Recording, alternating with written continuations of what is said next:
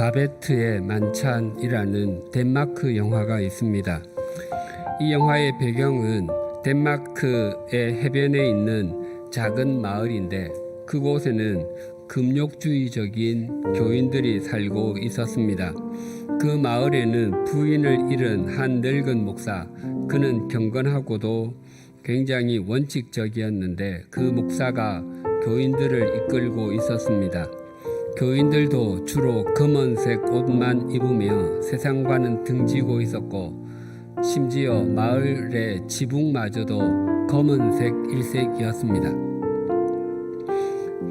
이 나이든 목사에게는 두 딸이 있었습니다. 세월이 흘러 목사 아버지가 세상을 떠나고도 15년이 지났습니다.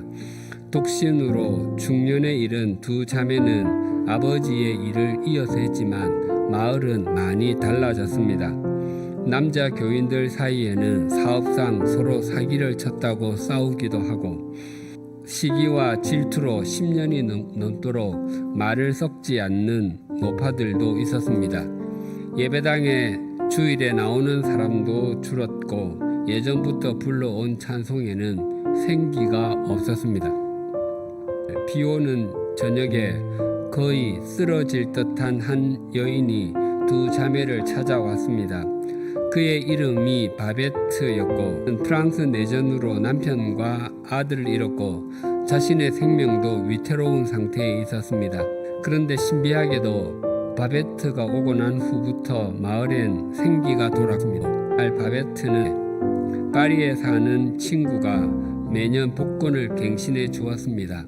어느 날 바베트는 복권에 당첨되어 10,000프랑을 타게 되었다고 말했습니다. 마을 사람들이 모여서 조촐한 식사와 커피를 함께 마셨습니다.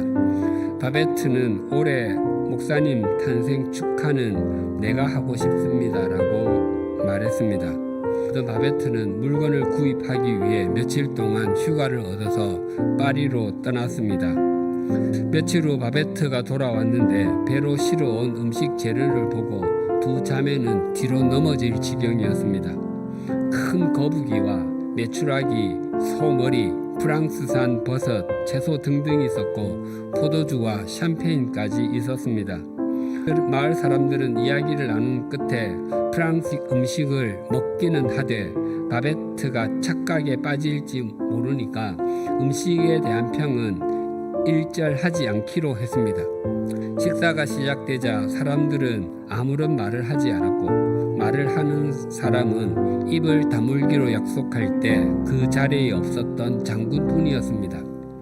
장군은 포도주를 마시고는 지금까지 마셔본 것 중에 가장 맛있는 것이라고 말하고 거북이 수프를 먹고는 어떻게 이런 것을 구해 요리할 수 있었는지 신기해했습니다. 마을 사람들은 음식이나 술에 대해서는 아무런 말을 하지 않았지만 분위기가 아주 따뜻해지는 것을 느꼈습니다. 전에 아버지 목사가 살아있을 때의 이야기와 성탄절 이야기도 나왔습니다. 마침내 서로 사기를 쳤던 두 남자가 용서를 빌었고 말을 하지 않던 노파들도 서로 입을 열었습니다. 음식을 먹으면서 사람들은 회복이 일어나는 것을 경험했습니다. 그리고 마르틴느가 바베트에게 정말 훌륭한 식사였어요. 당신이 파리로 돌아가더라도 오늘 식사를 잊지 않겠다고 말했습니다. 그러자 바베트는 자신은 파리로 돌아가지 않을 것이다 라고 말했습니다. 그러자 두 자매는 그 10,000프랑은 어쩌려고요? 라고 물었습니다. 그러자 바베트는 충격적인 말을 했습니다. 나에게 생긴 돈은 오늘 저녁 만찬에 다 써버렸습니다. 오늘 본문은 예수님께서 제자들과 함께 가지신 만찬에 대해서 증거합니다. 예수님께서는 빵을 가지시고 감사 기도를 드리신 후에 떼어서 주셨습니다. 그리고 예수님께서는 잔을 가지시고 제자들에게 주시면서 이 잔은 내 피로 세우는 새 언약이니 곧 너희를 위하여 붓는 것이다 라고 말씀하셨습니다. 또 제자들에게 잔을 주시면서 이제는 너희끼리 나누라고 하셨습니다. 이 장면도 굉장히 중요합니다. 이 이후부터 제자들은 예수님이 없이 잔을 나누어야 합니다. 누구든지 그리스도인다운 그리스도인의 삶을 살기 위해 또한 제자다운 제자의 삶을 살아내기 위해서는 예수 그리스도께서 자신의 구세주가 되심을 수용하고 주님의 몸과 피를 먹고 마시는 사람이 되어야 합니다. 그것이 없으면 결코 주님께서 원하시는 삶을 살아낼 수 없기 때문입니다. 예배에 참여하는 것은 주님께서 베풀어 주시는 만찬에 참여하는 것과 같습니다.